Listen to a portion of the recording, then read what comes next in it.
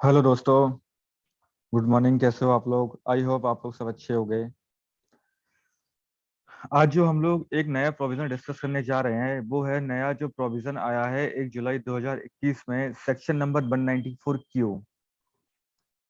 Section number 194 Q 1 जुलाई 2021 से implement हुआ और हमारे बिजनेस में ये किस तरीके से इम्प्लीमेंट होगा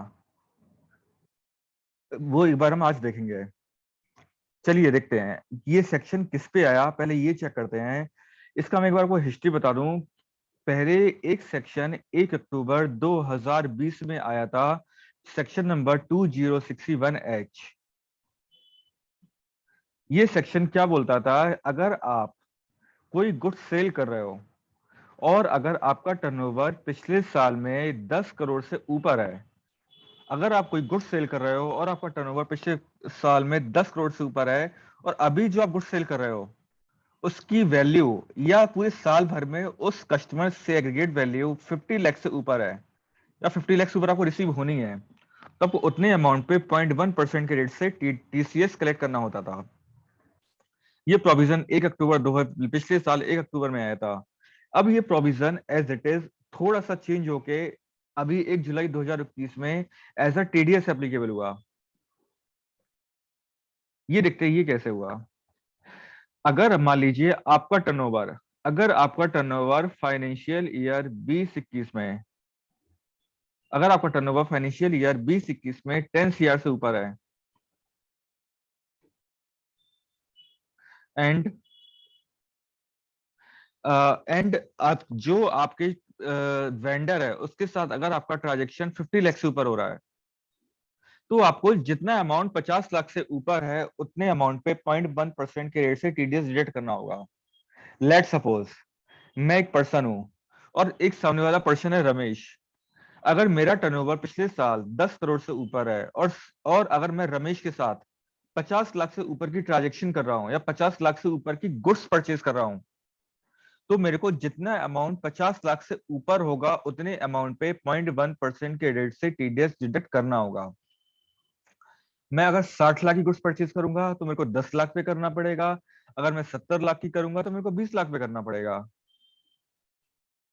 ठीक है, अब मुद्दा आता है कि ये जो 50 लाख का अमाउंट जो कैलकुलेट हो रहा है वो कौन सा अमाउंट होगा। चलिए देखते हैं। अ, आप अगर कोई भी इनवॉइस उठाते हो तो इनवॉइस के दो कंपोनेंट होते हैं, एक होता है टैक्सेबल वैल्यू और एक होता है जीएसटी कंपोनेंट। तो ये जो हम टीडीएस काटेंगे, टीडीएस काटेंगे आपकी टैक्सेबल वैल्यू पे, जीएसटी कंपोनेंट पे नहीं। अगर इनवॉइस पे जीएसटी कंपोनेंट अगर आपका सेपरेटली मेंशन है तो जो लिमिट कैलकुलेट होगी वो भी टैक्सेबल वैल्यू पे होगी, जो टीडीएस कटेगा वो भी टैक्सेबल वैल्यू पे ही कटेगा। अगर मान लीजिए हमारा इनवॉइस है, इनवॉइस पे 45 लाख रुपए हमारी टैक्सेबल वैल्यू है और 6 लाख रुपए पे जीएसटी लग रहा है, तो टैक्सेबल वैल्यू का कंपोनेंट हो गया आपका 45 lakh.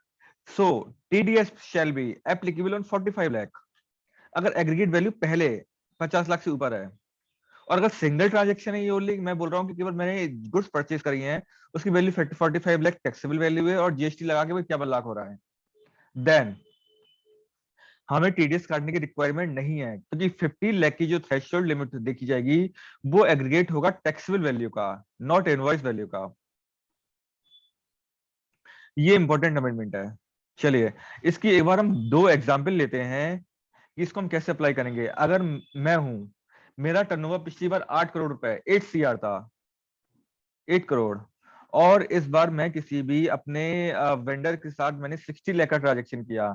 Weather TDS shall be applicable, answer is no.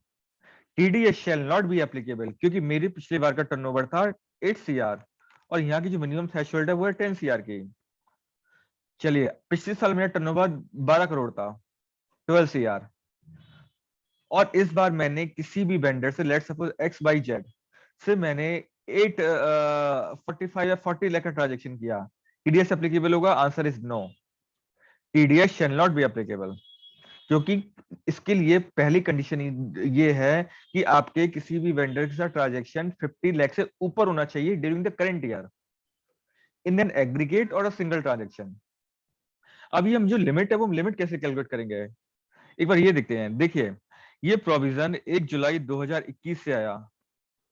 ठीक है, लेकिन for the purpose of calculating threshold limit of 50 lakh हमें किसी भी वेंडर के साथ ट्रांजेक्शन 1 अप्रैल से देखना होगा, ना कि 1 जुलाई से।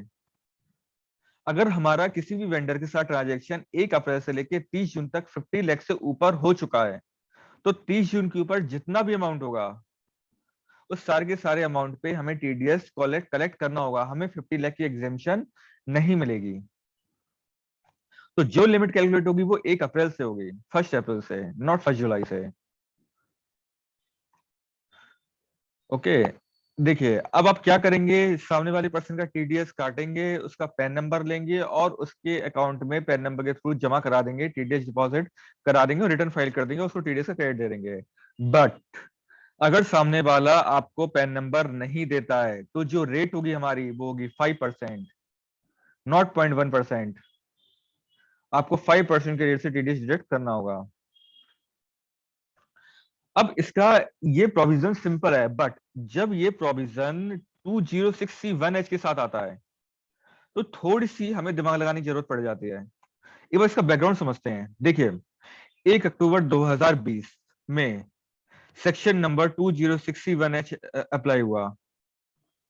इस सेक्शन में ये बोला गया कि अगर आपका टर्नओवर, आपकी ट्रांजैक्शन 50 लाख से ऊपर है और आपका टर्नओवर 25 साल 10 ईयर से ऊपर है, तो आपको अपने कस्टमर्स का 0.1% एडिशनल टीसीएस कलेक्ट करना होगा। ये नया प्रोविजन परचेज पे आ गया। अगर आप अपने वेंडर से गुड्स परचेज कर रहे हैं तो आपको 0.1% कैलकुलेट करना होगा। अब मुद्दा ये है कि दोनों में प्रीवेल कौन करता है। दोनों, अगर कोई भी सिचुएशन में दोनों ही सेक्शन में एक जगह टीसीएस कलेक्ट हो रहा हो, एक जगह टीडीएस डिडक्ट हो रहा हो, तो कौन सा सेक्शन प्रीवेल करेगा? Answer is section number 194Q shall prevail over 2061H। अगर सिमिलर सिचुएशन में अगर दोनों ही सेक्शन आ रहे हैं तो आपको 194Q में टीडीएस डिडक्ट करना है, टीसीएस आप कलेक्ट नहीं करोगे और सामने वाले पर्सन को ये डिक्लेरेशन दोगे कि हम आपका टीडीएस काट रहे हैं, तो आप हमारा टीसीएस कलेक्ट मत करो। ये हमें डिक्लेरेशन देना होगा, नहीं तो आपका कलेक्ट भी हो जाएगा, आपको डिडक्ट भी करना पड़ेगा, डबल लायबिलिटी आ जाएगी। आपको डिक्लेरेशन देना होगा। ठीक है, अब इस ये दोनों सेक्शन का हम साइमल्टेनियसली देखते हैं कि ये कैसे काम करते हैं। एक एग्जाम्पल थ्रू करते हैं। एक पार्टी है ए और एक सामने वाली पार्टी है बी।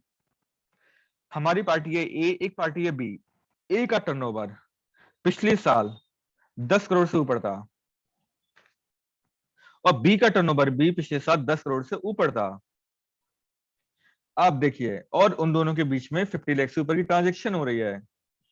मुद्दा ये है, क्या टीडीएस डिडक्ट होगा? ए पार्टी टीडीएस डिडक्ट करेगी कि बी पार्टी टीसीएस कलेक्ट करेगी? Answer is A shall deduct TDS, because इस केस में 194Q 2061H दोनों ही प्रीवेल कर रहे हैं। अगर दोनों ही सेक्शन प्रीवेल कर रहे हैं तो हमें 194Q का इस्तेमाल करना है। 194Q जीतेगा, 194Q में टीडीएस डिडक्ट करना होगा। सेकंड केस, हमारा टर्नओवर 10 करोड़ से ऊपर है और हमारे सप्लायर का टर्नओवर 10 करोड़ से नीचे है। देखिए, अगर हमारे सप्लायर का टर्नओवर 10 करोड़ से नीचे है तो इसमें तो कोई दिक्कत इसलिए नहीं है क्योंकि सामने वाला पर्सन तो वैसे भी 2061H की एप्लीकेशन से खत्म हो गया। अब उसको, उस पर तो टीसीएस को कलेक्ट करने की लायबिलिटी है ही नहीं, तो हम इस केस में हमें टीडीएस डिडक्ट करेंगे और सामने वाले पर्सन को टीसीएस कलेक्ट करने की रिक्वायरमेंट नहीं होगी। अगला, हमारा टर्नओवर, पार्टी ए का टर्नओवर 10 करोड़ से नीचे है, पार्टी बी का टर्नओवर 10 करोड़ से ऊपर है पिछले साल। दोनों के बीच में ट्रांजेक्शन हो रही है 60 लाख की। क्या टीडीएस कलेक्ट होगा, क्या टीडीएस डिडक्ट होगा कि टीसीएस कलेक्ट होगा? Let's see. देखिए, सिंस हमारा टर्नओवर 10 करोड़ से नीचे है, we are outside the purview of section number 194Q। हम पे ये सेक्शन एप्लीकेबल ही नहीं हुआ क्योंकि हम टीडीएस की 194 की बेसिक डेफिनेशन से बाहर हुआ है। बट ये अब सामने वाला पर्सन का टर्नओवर 2061H में 10 करोड़ से ऊपर है, तो देन सामने वाला पर्सन टीसीएस कलेक्ट करेगा क्योंकि उस पर वो section as it is applicable होगा। ओके, चलिए अगला। हमारा टर्नओवर 10 करोड़ से नीचे है या बराबर है और हमारे सप्लायर का भी टर्नओवर 10 करोड़ से नीचे बराबर है, ना टीडीएस डिडक्ट होगा ना टीसीएस कलेक्ट होगा, बोथ द प्रोविजंस आर इनएप्लीकेबल। ना टीडीएस डिडक्ट होगा ना टीसीएस कलेक्ट होगा। अगला, अगर आप गुड्स को सेल करते हैं, if you sell the goods, then उस केस में देखते हैं आपका टर्नओवर 10 करोड़ से ऊपर है फाइनेंशियल ईयर 2021 में, और आपके कस्टमर का टर्नओवर 10 करोड़ से, आप दोनों का, आपका भी 10 करोड़ से ऊपर है और आपका जो कस्टमर है जो आपसे परचेज कर रहा है उसका टर्नओवर भी 10 करोड़ से ऊपर है। देखिए इस केस में हम पे जो लायबिलिटी आती है वो 2061H में आती है, और सामने वाला पर्सन जो परचेज कर रहा है उसकी 194Q में आती है। इस केस में कौन सा सेक्शन प्रिवेल करेगा? सेक्शन नंबर 194Q शैल प्रिवेल। और आपका जो परचेजर है वो आपको आपका टीडीएस डिडक्ट करेगा, आपको टीसीएस कलेक्ट करने की रिक्वायरमेंट नहीं है। अगला पॉइंट, आपका टर्नओवर तो 10 करोड़ से ऊपर है, कोई दिक्कत नहीं है, बट आपके कस्टमर का टर्नओवर 10 करोड़ से नीचे है। देखिए आपके कस्टमर का टर्नओवर 10 करोड़ से नीचे है तो उसको वो 194Q में टीडीएस नहीं काट सकता, लेकिन सिंस आपका टर्नओवर 10 करोड़ से ऊपर है, इस केस में आपको टीसीएस कलेक्ट करना होगा और सामने वाले पर्सन से डिक्लेरेशन लेनी होगी कि आपका टर्नओवर 10 करोड़ से ऊपर 10 करोड़ से नीचे है तो आप टीडीएस नहीं काट रहे, आप टीडीएस करने के लिए एलिजिबल नहीं हो और आपको टीसीएस कलेक्ट करना होगा। अगला केस, आपका टर्नओवर 10 करोड़ से नीचे है और आपके कस्टमर का टर्नओवर 10 करोड़ से ऊपर है। देखिए आपको टीडीएस के टीसीएस के सेक्शन से आप बाहर हो गए क्योंकि आपका टर्नओवर 10 CR से नीचे है, बट आपका कस्टमर है जो उसका टर्नओवर 10 करोड़ से ऊपर है तो उसको टीडीएस काटना ही होगा। आपके कस्टमर को टीडीएस काटना होगा एट द रेट 0.1% के रेट से। चलिए, अगर आपका भी 10 करोड़ से नीचे है और आपके कस्टमर का भी 10 करोड़ से नीचे है, दोनों ही सेक्शन इनएप्लीकेबल हो गए, दोनों ही सेक्शन इनएप्लीकेबल हो गए। इस प्रोविजन की एक बार मैं ब्रीफिंग दे देता हूं। ये पहला से ये प्रोविजन पहले 194Q पे आते हैं। 194Q 1 जुलाई 2021 से इफेक्टिव हुआ। ये सेक्शन ने ये बोला, अगर आपका पिछले साल टर्नओवर 10 करोड़ से ऊपर है और आप अपने वेंडर के साथ 50 लाख से ऊपर का ट्रांजेक्शन करते हैं तो जो टैक्सेबल वैल्यू है 50 लाख से ऊपर जितनी है उस पर 0.1% की रेट से टीडीएस कटेगा। 2061H TCS 2061H TCS denote करता था। ये बोलता था अगर आप मटेरियल सेल कर रहे हैं, 194Q में मटेरियल परचेज कर रहे थे, ये परचेज पे लायबिलिटी है, टीसीएस की लायबिलिटी सेल करने पे आती है। अगर आप मटेरियल सेल कर रहे हो और आपका टर्नओवर पिछले साल 10 करोड़ से ऊपर है और आप जो सेल कर रहे हो वो 50 लाख से ऊपर का अमाउंट आप 50 लाख से ऊपर का अमाउंट आप कलेक्ट करोगे, देन जितना अमाउंट 50 लाख से ऊपर है उस अमाउंट पे आपको टीसीएस कलेक्ट करना होता था। अब ये नहीं है, अब ये स्पेसिफिक केसेस में है। अगर 194Q और 2061H दोनों ही एप्लीकेबल होते हैं तो 194Q शैल प्रिवेल। 194Q पे टीडीएस कब कटता है? ये टीडीएस कटेगा जब आप मटेरियल परचेज करके आपका इनवॉइस रिसीव हुआ हो, इनवॉइस की एंट्री अपनी बुक्स में कर रहे हो, या फिर आपके पास पेमेंट रिसीव हो रहा हो। दोनों में जो इवेंट अर्लियर होगा उस इवेंट पे आपको 0.1% के रेट से टीडीएस डिडक्ट करना है। टीसीएस के केस में क्या था, जब आप पेमेंट रिसीव कर रहे हो और वो था ट्रांजैक्शन वैल्यू पे, टैक्सेबल वैल्यू पे नहीं, ट्रांजैक्शन वैल्यू पे। टीसीएस कलेक्ट होना था ट्रांजैक्शन वैल्यू पे और टीडीएस डायरेक्ट होना था टैक्सेबल वैल्यू पे। ये दोनों में बहुत बेसिक डिफरेंस है।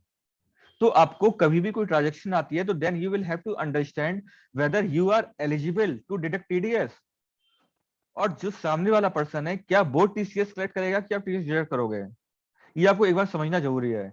अगर आप टीडीएस डिडक्ट कर रहे हो तो सामने वाले पर्सन को आपको डिक्लेरेशन लिख के देनी है कि since we are deducting TDS, तो आप हमारा टीसीएस डिडक्ट नहीं करें, टीसीएस कलेक्ट नहीं करें, सॉरी, या वो सामने वाले को डिक्लेरेशन देनी है। आई होप आप लोगों को ये प्रोविजन क्लियर हुआ होगा। अगले पार्ट में एक बार हम डिक्लेरेशन पे बात हम और कर लेंगे कि इसकी डिक्लेरेशन कैसे जाएगी। अगर आपको ये चैनल अच्छा लगा हो, ये वीडियो अच्छा लगा हो तो प्लीज सब्सक्राइब कीजिए हमारा चैनल और लाइक कीजिए। Thank you.